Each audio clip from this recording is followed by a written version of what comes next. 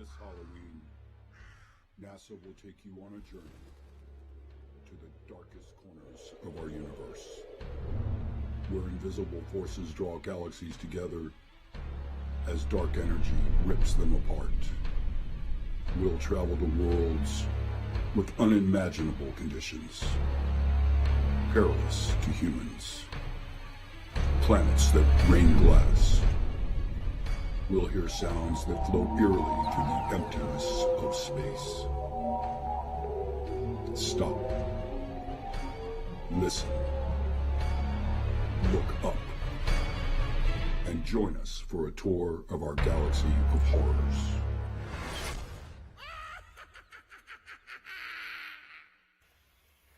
Happy Halloween and welcome to a very special hair-raising edition of NASA Science Live.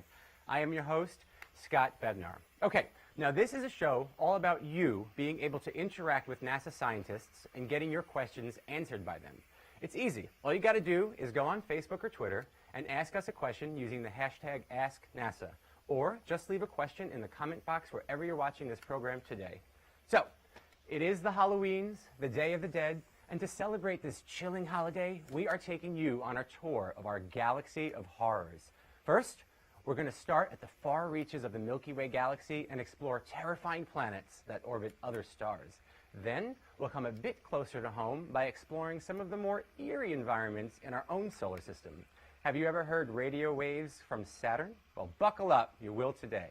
Then, we will dive into the dark forces at play in our universe, dark energy and dark matter. What are you wearing today? Oh, me? Well, I'm just a mad scientist doing mad science all around the mad laboratory. Do you have a space or science-themed costume you want to share with us? Well, send us a picture using the hashtag NASA costume. We want to see them all. Now, I'm not the only one dressed up here today. The whole NASA Science Live crew is crawling with creepy costumes. Take a look. Happy Halloween! Positively ghastly. Okay, before we get knee-deep in some spooky science, we want you to help us determine the scariest image in our galaxy of horrors. We have 4 terrifying photos here, and we need you to help us vote on which is the most Halloween-horrific of them all. Okay, first up, we have a creepy coffin-shaped iceberg. After 18 years at sea, this casket entered a region in 2018 where Antarctic icebergs go to die. Ooh, spooky. Next, this frightening snapshot of an eerie skull asteroid. What's even creepier, in 2015, this cranium-shaped boulder flew by Earth on Halloween Day. Thirdly, we have this spicy image of our sizzling sun. These brighter and more active regions appear to be forming a jack-o'-lantern's face. Try covering that. And lastly, but certainly not leastly, this haunting portrait of the wretched Witch-Head Nebula, screaming bloody murder into the nothingness of space. Okay. So we need you to tell us which is the scariest photo of them all. And it's really easy. All you got to do is go to Twitter, type in @NASA, and vote. We will let you know which is selected the absolute worst, which on Halloween Day means the absolute best, a little later in the show. Now, let's venture billions of miles past the boundary of our solar system, beyond Pluto and the influence of our sun, to learn about planets that orbit other stars, also known as exoplanets. And unlike our beautiful Earth, not all of them are very welcoming. Are you ready? Let's go take a look.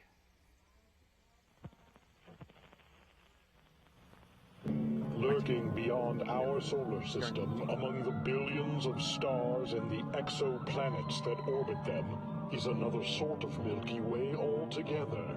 A place of unequaled terrors. Come with us now, if you dare, and discover the galaxy of horrors. Feel the rains of terror, the killer you never see coming. With winds of up to 5,400 miles per hour and torrential rains of glass blowing sideways. The weather here is deadly, and don't let its cobalt blue color fool you. This hazy, blowtorched atmosphere is riddled with silicate particles, making this an unearthly death trap no mortal would dare want to face. Or discover the zombie worlds that exist in this most inhospitable corner of the galaxy, the Poltergeist planet, one of 3 dead planets shambling through the twisted magnetic fields of their corpse star Lich. which is itself the collapsed core of an exploded star. But despite its demise, this undead star spins twin beams of radiation that could incinerate a spaceship foolish enough to venture too close. Even if you could make it to the surface, your nightmares would continue as the radiation from the zombie star rains down on planet Poltergeist, as well as her neighboring dead worlds of Draugr and Phobitor, creating sickly irradiated auroras to light up your certain death. These are just a sampling of the terrible, unwelcoming worlds that inhabit our galaxy of horrors. Holy freaking free-holies. That was terrifying. Make sure to download your favorite Galaxy of Horrors posters today at a website near you, specifically exoplanets.nasa.gov. So, turns out you don't need to be a scientist or an engineer to work at NASA. Just look at me. Now, we are going to introduce you to the plagued minds behind these chilling works of dark art we just saw. Let's head on over to our friends on the West Coast at the Jet Propulsion Laboratory. Thalia, Tiffany, happy Halloween! Scott, thank you. Over to you. So I am Thalia Rivera-Khan, and I am joined here by Dr. Tiffany Kataria, who is an exoplanet scientist. So Tiffany, we just saw the trailer. Yeah. Let's talk a little bit about the posters. Absolutely. So we have Reigns of Terror. Uh-huh. Can you tell us a little bit about this planet and what makes it so terrifying? Yeah, and so this planet is called HD 189733b. It rolls off the tongue.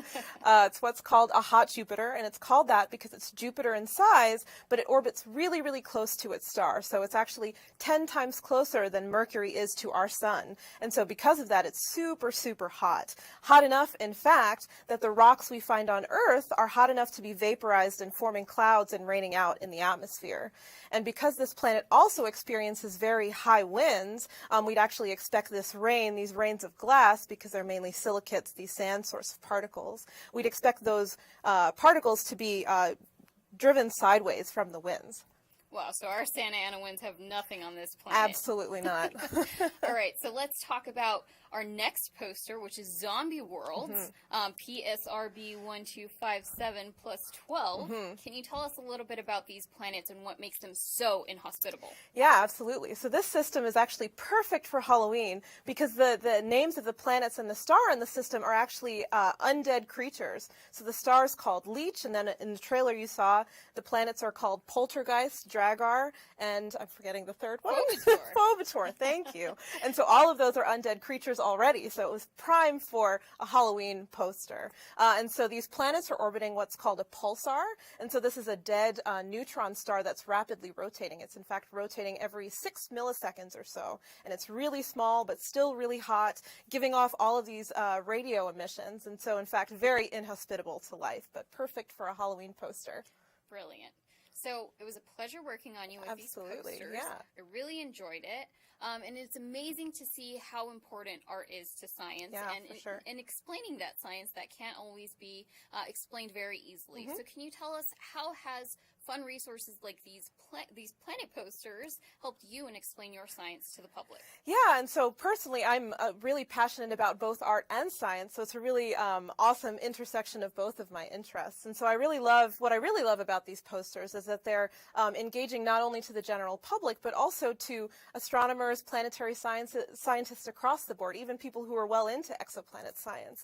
And so it's really nice not only to point out the posters for their artistic elements, but also the science elements that are incorporated in these posters are almost like little Easter eggs for people to find. So, you know, the sizes of the planets, the particles in the sky, all of those things we can draw from in explaining not only the art, but also the science that goes into these particular systems. Amazing. So we are going to take an Ask NASA question. Okay. So Zach Powers here asks,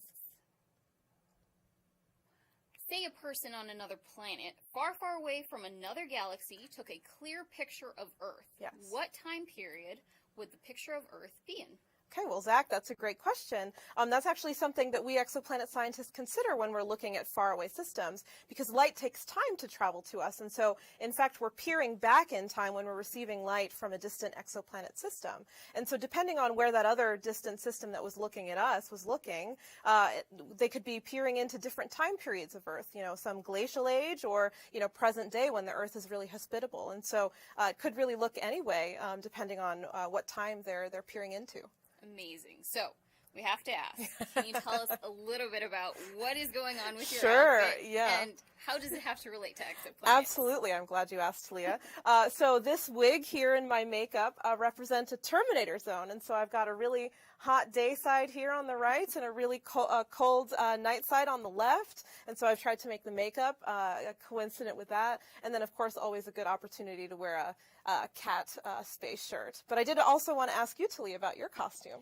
Well, I am everything and anything. I am the universe. I have my planets here. I have my stars here, which only make up 5% of it, and the rest is dark energy and dark matter. So we're going to head back to the studio with you, Scott. Thank you so much. Thank you both. So I understand there are billions and billions of planets, exoplanets in the known universe. What does this mean for your work schedules? So, there are billions and billions of planets in the universe. What does that mean for our work schedules? Well, for me, it's a lot of trying to communicate all of those weird worlds out there. But for Tiffany, I think it's a lot different. Yeah, never a dull moment. Well, way to go. Happy Halloween to both of you. You look fantastic. Star-studded. All right. Thank you so much, Scott. Thanks. Before we dive into the spooky mysteries of dark energy and dark matter, let's talk pumpkins. Working at NASA isn't all just science and math. It can be fun in games too. For instance, I'm not actually a Starfleet captain.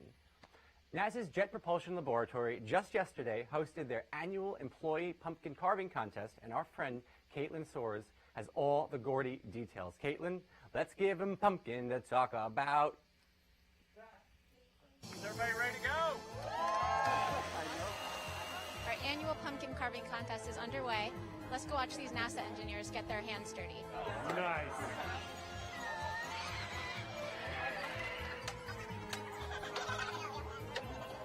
What are you guys carving today? So we're carving the advanced deployable sutures, which is all of the deployable structures JPL's produced in the last 10 years plugged into a pumpkin. Wow. What are you working on here today? Oh, so we've got our rover that's on vacation to Olympus Mons. Olympus Mons is the largest volcano in the solar system.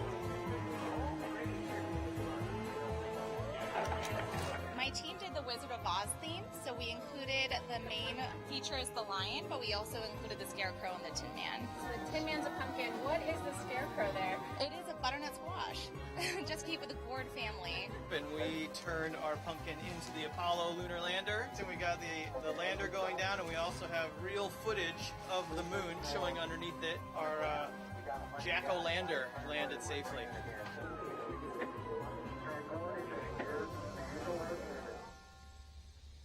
Did you see those pumpkins? I can't even pick out a pumpkin without having a full-blown panic attack, let alone build a functioning amusement park out of one.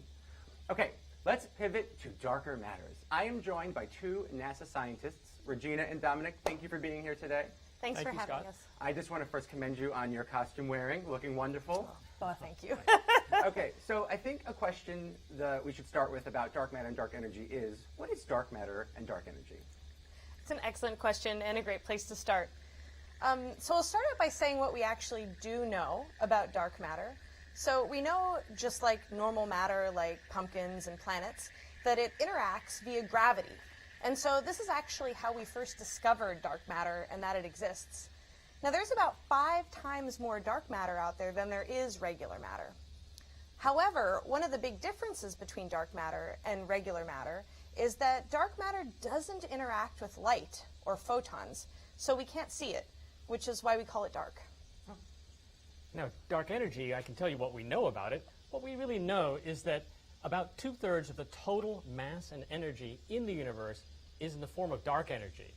And beyond that, we actually don't know very much. And Scott, the oldest and strongest fear is fear of the unknown. And one of the things we do know is that there are billions of dark matter particles flooding through your body at this very moment, and that dark energy suffuses everything around us, including ourselves and our own bodies. Thus far, they've been very benign, but they may change with time. Billions flooding through me right now. Thank goodness I can't feel them. Yeah. Good thing. So you're telling me that dark matter and dark energy is pretty much invisible or impossible to see. So how do we know it exists? How do you measure something you can't see? So that's also a great question, and something that we're trying to do, to measure what dark matter is and where it is. And so one of the things we do is we have a theory as to what dark matter could be. So if dark matter is a weakly interacting massive particle, it could annihilate together in the universe, therefore forming other kinds of matter that we could actually observe, like photons. This is one of the ways that the Fermi Gamma Ray Observatory searches for dark matter. Now, Scott, for dark energy, we mostly understand what it is by looking at how it affects everything else in the universe and the universe as a whole. Dark energy has a repulsive effect. It pushes everything away from everything else. It pushes space away from itself and all the galaxies in space away from each other. And so it has had an effect of accelerating the expansion of our universe over the last roughly 5 billion years. And we want to understand why it's doing that and what it's going to do to us in the future.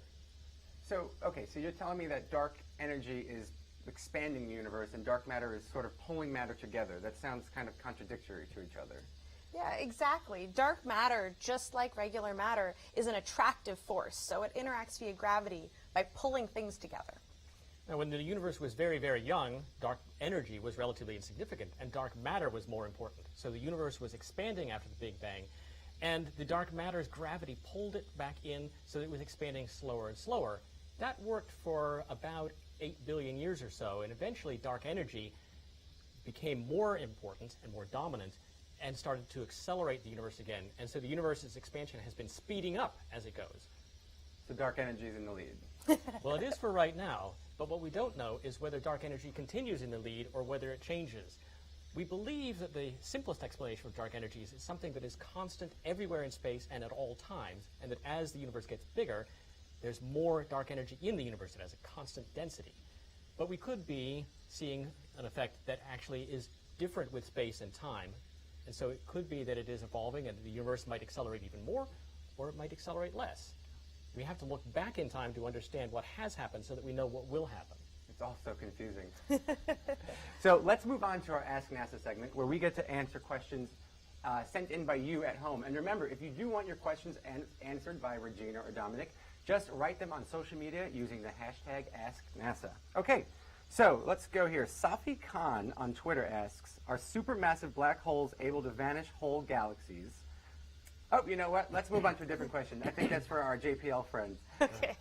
Elizabeth on Twitter wants to know, what will happen to the future of the universe in regards to dark energy and dark matter? That's a good question. I'm concerned. That's a great question. And to be honest, I wish we knew the answer. That's one of the reasons why we're launching new telescopes to try to understand what's going to happen in the future of the universe. That's true. We don't know what's going to happen, but we can say that we know which kinds of scenarios are possible. If dark matter ends up being the dominant component of the universe, then that acceleration I spoke of will reverse, and eventually the universe will come back.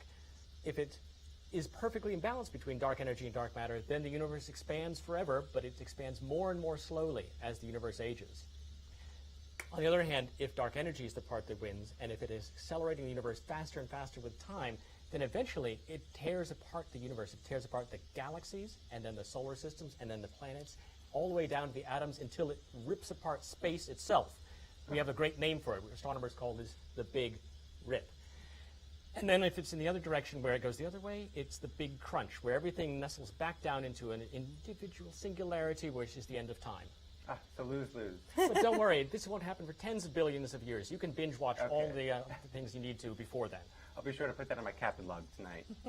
Okay, so Jesse wants to know on Facebook, if the universe is expanding, what is it expanding into? What's on the other side of that bubble? Well, this is a question that we love to get. And it's good that Jesse asked that because it gives us an opportunity to try to answer something that is really very difficult to conceptualize. So I would suggest starting out by saying the universe isn't expanding into anything. It's actually an expansion of space. As space expands, it's pushing away from itself, but it's everywhere. Every part of space is moving apart. So I want to know, what we know some stuff about dark matter and dark energy. How do we plan to learn more in the future? What's in the works? Yeah, now that's a great question. So one of the big questions that we try to answer is how do we understand these questions that we know exist, but we don't quite have all the answers yet for? And that's by developing new telescopes and ways of studying them. And so I, for example, work on future gamma ray missions to try to look for evidence of dark matter annihilation in the universe. And that's one way that we're trying to understand what exactly dark matter is. And of course, Regina, you worked on Fermi, which is one of the prime tools that we have right now for measuring dark matter. Absolutely. And one of the tools that we have right now for measuring dark energy is the Hubble Space Telescope. But I work on a mission called WFIRST, which is planned on taking it a step further, something that can make pictures of the universe 100 times faster to 1,000 times faster than Hubble, so that we can study huge volumes of space to look for the effects of dark matter as it pulls galaxies together and dark energy as it pushes everything apart. That's scheduled to launch in the middle of the next decade, and will provide us a lot of the data that we need to answer these questions. We have a lot to look forward to. Yeah. All right, back to your Ask NASA questions. Okay, so Bonnie Walker on Facebook asks, how can you tell dark matter or energy from light? An interesting question. Yeah, that is a great question. So light is one of the fundamental forces of the universe. And the way that we see things is because they interact with light. And so dark matter, somewhat uniquely, doesn't interact with light. At least that's why we can't see it. And so the only way that we can tell that dark matter is there is by looking at how it affects things gravitationally. And so when we look at a galaxy, we can see that there's some matter there, but we can't actually see the matter itself like we would with our eyes or with a telescope. And so that's how we know there's something there. We just can't see it, and that's how we know it just doesn't interact with light, at least not in a way that we understand. So interesting. Yeah. Well, Regina, Dominic, I'm afraid we've come to the end of our time here. I want to thank you both so much for joining us today. Well, thank you, Scott. This has been quite an enlightening conversation. Yeah, thank you, Scott. This has been fun. It's also been a terrifying conversation. If you at home want to learn more about dark matter and dark energy, Google it. Or just go to nasa.gov and search some of the spooky science that's available there for you. For our next segment, we're going to be traveling back across the continent to NASA's Jet Propulsion Laboratory. NASA scientist Morgan Cable is going to introduce us to some of the creepy sounds we've captured around planets in our own solar system. My good friend Thalia is there with Morgan. Thalia, off to you. Take it away. So I am back here with Dr. Morgan Cable, NASA scientist who worked on the Cassini mission. So Morgan, let's talk a little bit about the spooky sounds that exist in our solar system. I understand that some of our spacecraft have recorded some of those spooky sounds, and we can possibly hear some today. That is exactly right. Yeah, so I was lucky enough to be part of the Cassini mission, which was in the Saturn system for around 13 years, studying Saturn, its moons and rings. And in addition to some beautiful images, we also collected some pretty eerie sounds from the Saturn system. Wonderful. So will we get to hear any today? Yes, we will. I think we have 2 different sounds that we're going to be listening to today. All right, why don't we listen to the first one?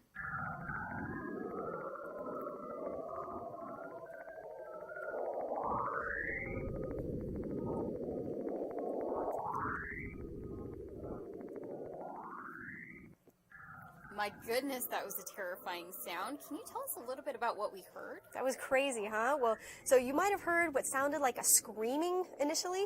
So you know how they say that in space there's no sound and no one can hear you scream? Cassini could. So there's a screaming sound and then also this whooping sound. So let's talk about how both of these form. So this happened when Cassini was near Saturn, and this was during a time when Saturn's aurora was really active. So actually all of the gas giants, any planet with an atmosphere can have an aurora. Auroras form from, it actually starts in the sun. The sun, in addition to generating lots of light, also spews out all sorts of charged particles in what's called the solar wind. And when those particles come and interact with gases in the atmosphere of Earth or Saturn, some of those gases can get excited and glow. Now, for Earth's case, it's usually oxygen that glows, and it causes beautiful green aurora that you may see in the northern regions of our planet. Well, on Saturn, the gas is actually hydrogen, and so it ends up being a red color instead. And during this time, during this aurora, Saturn is also very active in terms of its radio emissions, and that's what we're hearing. So if you were listening, you wouldn't be able to hear anything. We actually had to shift this sound in frequency in order for us to be able to hear it with our own ears. But Saturn's ears, its electronic ears, were able to pick it up. And what you're hearing is some of these electrons that come in, they get trapped by Saturn's giant, strong magnetic field. If they move along those magnetic field lines, then they form that sort of hissing, screaming sound that you were hearing. Yeah.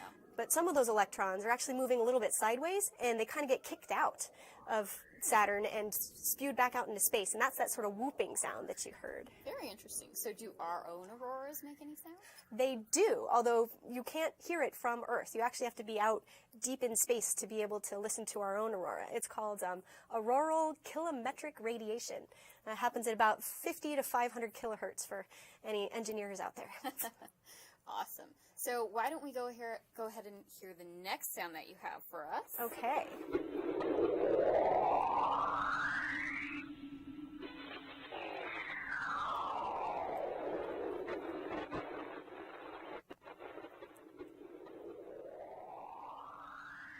Wow, so why don't you tell us what we heard in that sound? That one sounded really crazy. Yeah, this one is kind of creepy and a little bit sad to me because this happened about 2 weeks before Cassini's final grand finale plunge into Saturn. So this happened when Cassini was going by one of Saturn's moons, Enceladus. It turns out that Saturn's magnetic field is so big that a lot of the moons of Saturn's system actually fit inside it, and Enceladus is one of those. Now, Enceladus is one of my favorite places. It's got a liquid water ocean, and it's spewing out some of those molecules into space via this plume. Now, when these molecules get into space, they can interact with things like the solar wind. And sometimes when some of those molecules get hit by a proton or an electron, they'll pick up a charge and become what we call ions. Now, when that happens, now Saturn's giant magnetic field can kind of grab onto them and sort of pull them in like a tractor beam and pull them closer to Saturn. And when that happens around Enceladus, it forms this thing that scientists call a flux tube. And what you were hearing in that sound is Cassini actually flying through that flux tube. So that's why you could hear the sound go up and then go down. Very spooky. So can you tell us a little bit about your costume today? My costume, some fellow humans informed me that my skin suit was actually quite convincing. Is it slipping? Does it look okay? I can probably adjust it and make A little it look bit? a little better. Okay. Yeah. Don't tell anyone. I won't. All right, thank you guys so much for joining Morgan and I. We will be heading back to the studio with Scott. Thank you guys so much. Thank you, Morgan and Thalia. Well, I'll be sleeping with the lights on tonight. If you or a loved one want to hear more creepy space sounds, and who doesn't, go to go.nasa.gov/spooky space sounds. You could even play them during your Halloween soiree this evening. Okay, before we say farewell, let's go and see which photo is in the lead for the scariest image in our universe contest. Just to recap, your options were the Skull asteroid, the Witch Head Nebula, a coffin-shaped iceberg, and the spicy jack-o'-lantern sun. And so far in the lead is the jack-o'-lantern sun. But the polls have not closed just yet. So if you haven't voted, you have the opportunity to change the course of history. This is arguably the most important thing you'll do today. I love the democratic process. And don't forget to send us those photos of you in your space and science-themed costumes using the hashtag #NasaCostume. We want to see them all. That is unfortunately all the time we have for you today. It has been a horrifying pleasure exploring our galaxy of horrors with you, and I hope that each and every one of you have a perfectly terrifying Halloween. Season's greetings!